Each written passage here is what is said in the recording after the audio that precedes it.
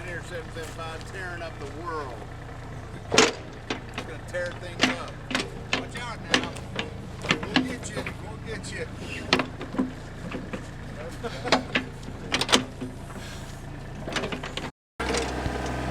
Alright, we're tired of using augers to do our holes. We always need trenchers. We need augers when we hit lots of rock or we put in this. So we've decided to go with a Traco with 2 different size buckets. Little mini excavator does great. Takes 2 seconds to get it down. Keep it down? Yeah. Keep it. Alright. You're the boss.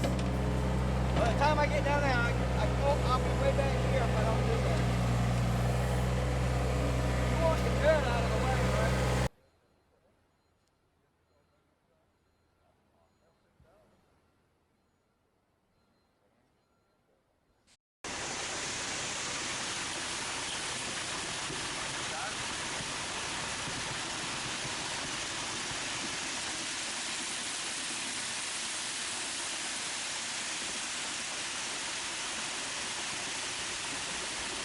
Here we are, day 2 of a 10 kilowatt off-grid solar system. These are again our Schletter mounts. Every time we do one we get a little bit better, a little bit faster.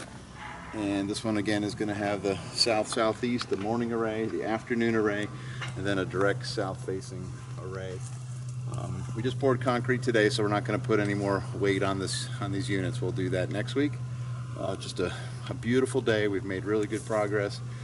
All the conduits are in. We're going to put some pull strings in maybe today, and we're going to get out of here. So day 2 of this off-grid solar project's going really well. So you hook these tops, you kind of wiggle them, give them a wiggle and they'll go in. But not when you're on film. Never. There we go, just give it a little wiggle. She'll seat down there nicely. And then you line up the bottom strut, line up these holes, put a bolt in. You need got a washer, easier to see on the other side.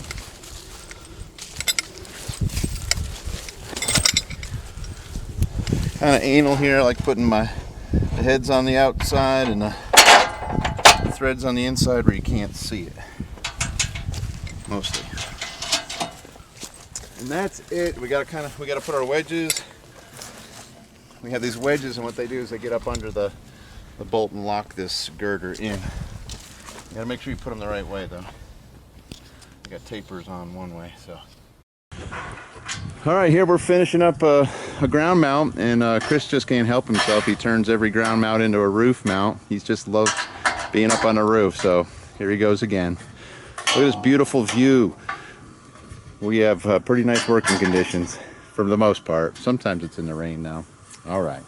We're here on day 2. This is our power wall, and we're not talking Tesla here. This is where we're going to claim space for our dual magnet inverter, 3 Midnight Classic charge controllers, our battery bank here. We're not totally knocking Tesla, but we don't think that battery is ready yet. Too complicated, lithium ion, too hot, it's got to be liquid cooled, all those things. We get a lot of questions on the videos about Tesla. What about Tesla? What about Tesla? There's a lot of people stalling and not putting in their systems because of the Tesla battery. You're going to pay for the name. This is my opinion, and I'm probably going to get some grief over that. But anyway, we use tried and true flooded lead acid. As long as you do a little bit of maintenance, this battery is going to last you at least 10 years, give you great performance. It's not going to overheat. It's not going to do all those things that lithium ions can do. So we're very fortunate to have one big wall to work from. Looking forward to bringing the power in, as Johnny would say. And no, I can't do what he does. But anyway, so we're day 2. We're going to probably have 3-4 more days on this job. And so stay tuned. Okay, we're up on a deck looking down at this 10K solar here. We're going to clean up and get out of here on day 2. So it's the end of a good 2 days of hard work. And looking forward to coming back and putting the solar panels on and start running wires. So she's looking good. I think it's a beautiful spot, great view. Sometimes looking at the back of solar panels isn't that attractive, but we're so high up above them that it's not going to be an issue. It's be a really nice spot. And that's not a bad thing to look at. 10K of solar. I would enjoy looking at that. I don't know about you.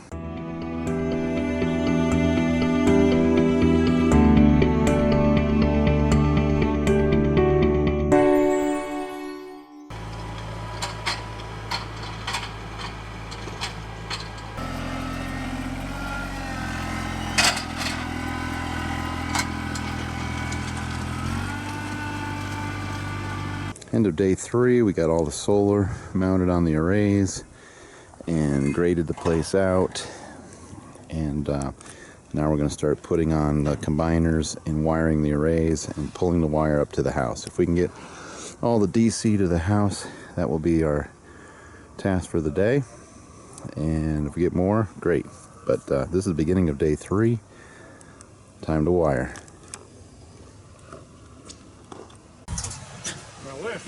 End of day 4, we are just finished wiring the arrays. The combiners have been set. Home runs made. But we got to come back next week to begin day 5 and pull all the wires up to the house. So got everything pretty much even. Just do 3 at a time. Got nice new gutters. Oh, I like these gutters. Look at that. We're getting there. Systems are coming together, looking cleaner, looking beauteous. All right, well, we're day 4 into this job, but making good progress with the gentleman from Gain Solar, working with Practical Preppers on another off-grid install.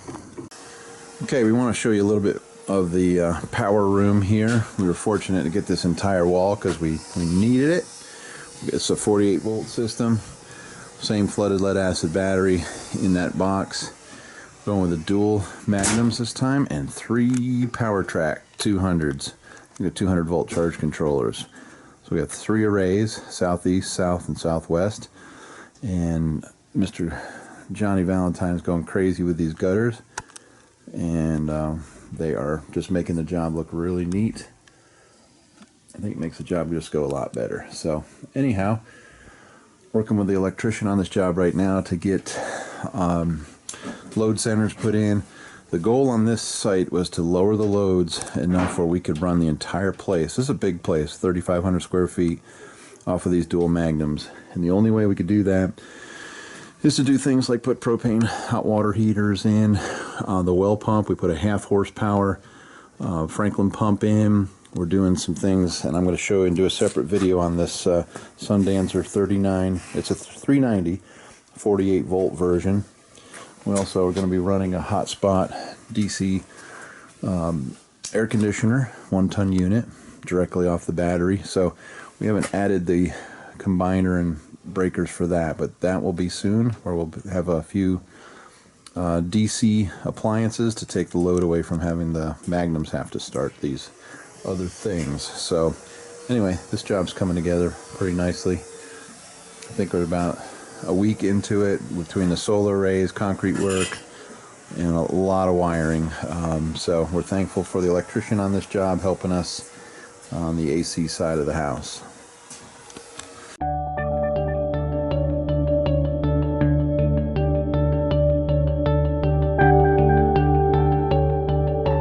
Okay, we're finally wrapping up. This is the last day of putting the Stormtrooper system together, and I think we've finally got to the point. We're going to have Johnny explain his system. This thing is probably, I'm calling it his magnum opus so far. This is his greatest work so far. He might disagree, but Johnny, take it away and tell us what you got here.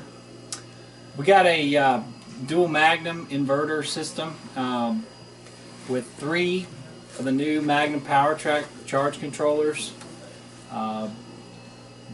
Technically, you're not supposed to be able to network them together yet, but we've figured out how to network them together, and I think we're the first install out there with the power tracks. That's these charge controllers. They're networked together, and they're connected to 3 solar arrays that we've already shown you. Well, what's cool about the power tracks is that each one of these charge controllers is a true 100 amp charge controller with 200 volt open circuit. It's the most powerful charge controller on the market now. Each one of these can handle about 6,600 watts of solar. So we had these running all day today charging the batteries, and the fans have yet to come on. So the enemies of these power conditioning electronics is the heat, and I mean they're warm, but they're not hot. And you know, if you ever got up on a Midnight Classic or an FM80, they get pretty hot. The fan runs a lot, which, you know, the hotter it gets, the heat is the enemy of these things. We did a really nice clean install with our gutters. Another thank you to Jason Andrade, West Coast Sustainables. He showed us how to clean our installs up, and it makes it so much easier to use these gutters. The other really nice thing about this is when you have your inverters and your charge controllers and they're all talking to each other. There's really only Xantrex has a system where everything can talk, and Outback has stuff where everything can talk, but there's no charge controllers out there that can do 6,600 watts and can handle 200 volts coming in from the PV array plus the battery voltage, so really about 248 volts. I had to use high voltage breakers. You can see these 300 volt breakers because we wired it at kind of a high voltage because we were coming in from so far. We wanted the voltage to be high to cut down on voltage drop. Use the dual magnum panel. There's a lot of stories up under this hood, folks. A lot of time spent. Here's the battery. We got our special Gain Solar Special. It's our 826 amp hour forklift battery. We're loving our box. She's vented to the outside. The vent running. You can hear the vent running. Runs anytime the battery is above 50 volts. Automatic watering kits right here. And she's ready to be watered whenever. We watered it before we left. And we're going to leave this system. Leave her running. We're real happy about it. Stormtrooper just in time for Star Wars. Just in time for Star Wars. In honor of Star Wars, we put together the Stormtrooper. She's beautiful. Yeah, so I'll say once again, we got two 44-48 inverters. Each one of them can surge about 8,800 watts, and continuously they can do about 4,400 watts. We got 3 power tracks, one on the south array, one on the southwest array, one on the southeast array. So as the sun moves, so does my charge. I'm charging all day long. All right, I think that kind of wraps up our system. And we'll be back to just show the air conditioner. We didn't get that one done, but the power system is done. Johnny did his work, did a great job. We did add the freezer. If you want to take a look at this, it's running right now. This baby only pulls I think we're running like 1.2 amps. It surged 1.9. It surged 1.9. Yeah, now it's pulling 1.1 amps. She's chilly in here too, folks. She is ice cold. And again, this is a DC. It's not being inverted. It's running directly off the battery. And so Johnny put a nice disconnect combiner over there. It's the only red in the system, so we can shut our freezer off here. And we might want to do that when we're equalizing the batteries, just because the voltage is so high, and we're kind of concerned that we might hurt the board in the freezer. But we got enough fail-safes in the system to protect both the freezer and the air conditioner, which are direct drive. So we've added some new toys to the system. So we keep adding, keep improving. So if you need a system, just let us know. We'd be happy to design you one and get one installed. And we'll travel all the way to, Thailand or so. No, we won't. We don't want to. I want to see Johnny's reaction. We want to stay closer to home, but we also can design your system and actually ship you the materials. If you're got a good electrical skills and you want to tackle one of these yourselves, Johnny can send you all this equipment. So give us a shout. This is Engineer 775 signing out for the, I think, 15th time on this video. You signed out a bunch? Yeah. I better sign out too. Signing out.